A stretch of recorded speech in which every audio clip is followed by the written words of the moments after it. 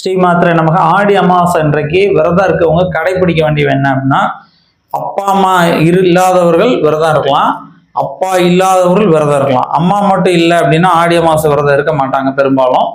அதுதான் சாஸ்திரத்தில் இருக்கு. ஆனால் ஒரு சில பேர் இருக்கிறாங்க. அதே போல கணவனை இழந்த பெண்கள், மாமனார் இருந்தால் விரதம் இருக்கக்கூடாது. மாமனார் இல்லை அப்படின்னா தான் கணவர் இல்லைன்னா விரதம் இருக்கணும். மாமனார் இருக்கிறார், கணவர் இல்லைன்னா விரதம் இருக்கக்கூடாது.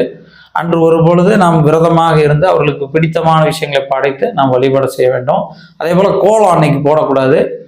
காக்காவுக்கு, உயிர்களுக்கு, பறவைகளுக்கு, பசுவுக்கு இதெல்லாம் உணவு கொடுப்பது ரொம்ப விசேஷமானது.